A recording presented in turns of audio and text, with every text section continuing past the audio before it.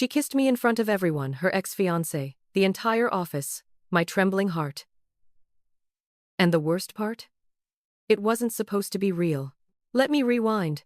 3 weeks earlier, I was just Zoe Carter, a broke 21-year-old intern who couldn't keep coffee off expensive blouses. Then my boss offered me a deal I couldn't refuse. Pretend to be her fiancé for 1 month, and she'd pay me triple. I thought it would be easy money. I was so wrong. There I was, standing in front of 100 wealthy strangers at an investor gala, wearing a fake diamond ring that was definitely worth more than 6 months of my rent.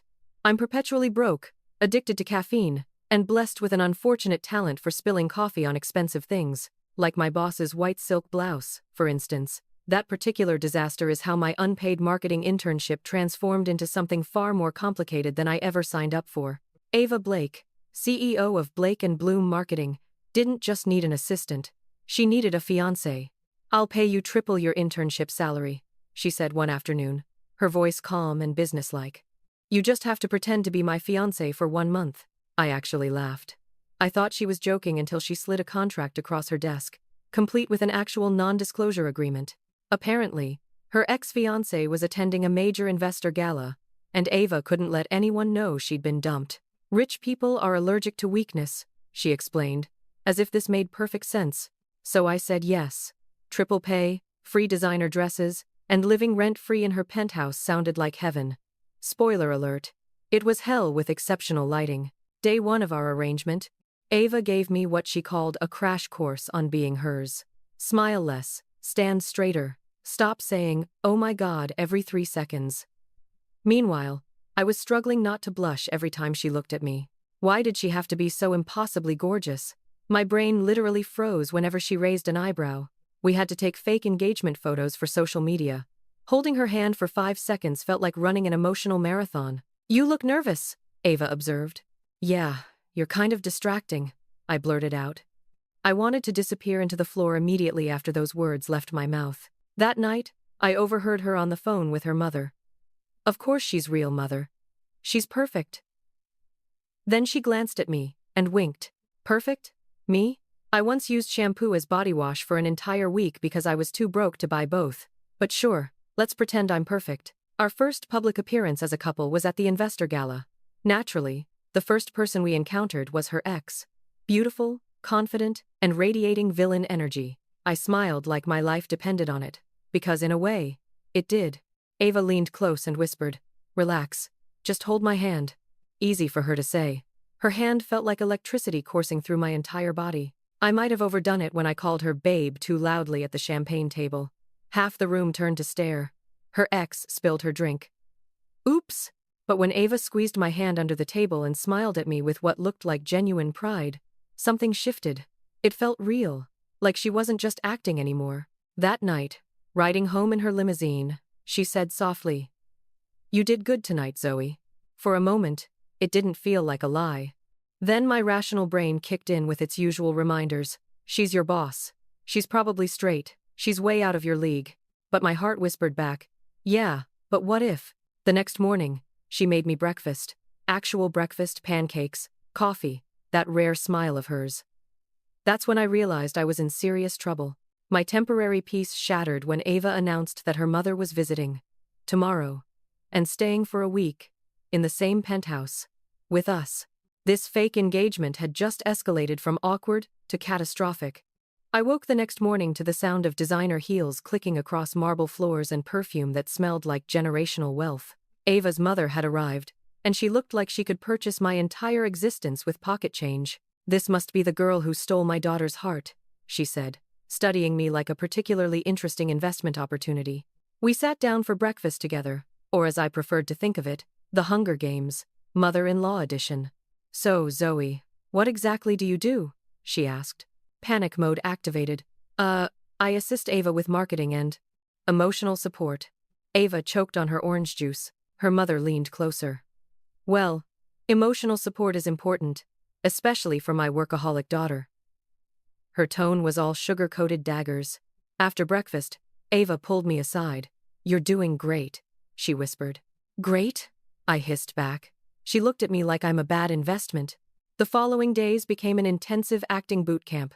We had to cook together, walk together, and my personal favorite torture, share a room.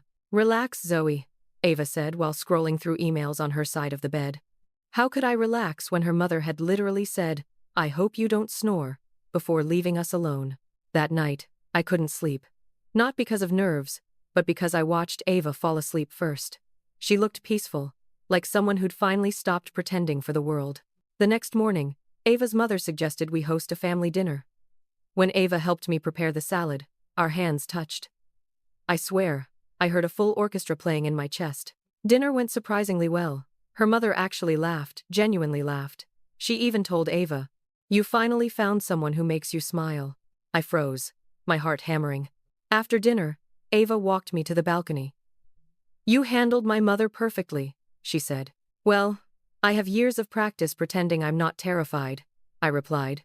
She laughed, and that sound did something to me I couldn't quite name. Then it happened. She reached for my hand, not for show, not for her mother, just because. Suddenly, I couldn't tell where the pretending stopped and the real feelings began. The next morning, Ava's mother cornered me alone. "Zoe, I know a fake relationship when I see one." My stomach dropped faster than my college GPA. "I'm not judging," she continued. "But if my daughter's heart gets broken again, you'll regret it." "Me? Break her heart? Lady, I can barely break an egg without causing a disaster."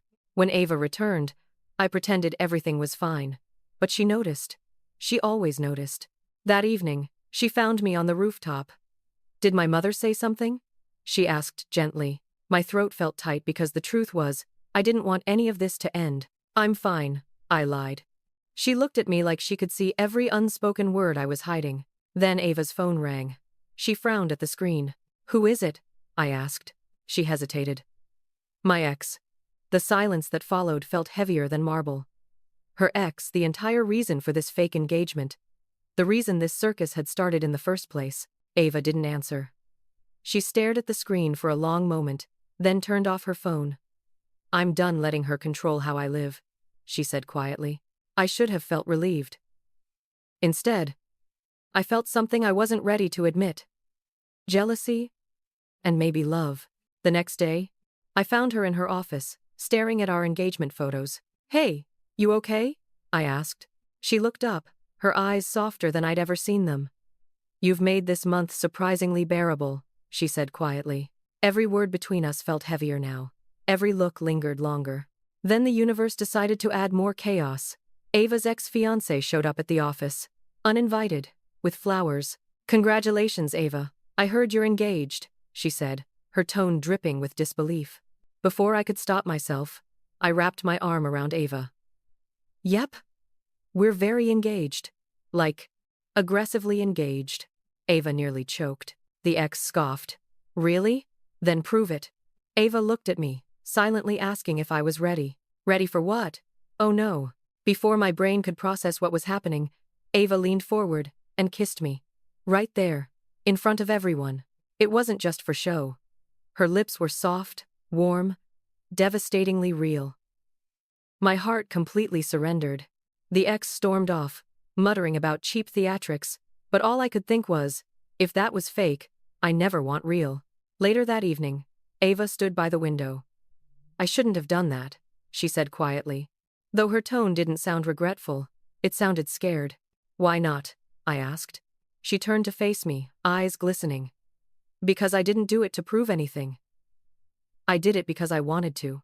Every fake word, every contract, every carefully planned moment, stopped mattering. I finally understood this was never pretend for me either. I walked up to her, my heart hammering. "I didn't hate it either," I whispered. She smiled, that rare, genuine smile I'd only seen a handful of times. Then she took my hand. No audience, no pretense, no cameras, just us.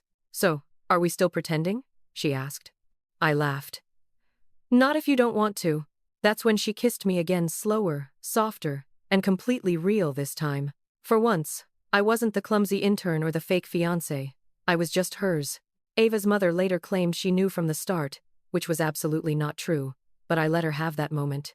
As for the contract, Ava tore it up the next day. "I don't need a paper to keep you around," she said. Smooth. Way too smooth. What started as a fake engagement turned into something I never saw coming. Turns out, the best things in life can't be scheduled, signed for, or controlled. If someone had told me my dream job would come with luxury dinners, fake rings, and falling in love with my boss, I would have said it was absolutely worth it.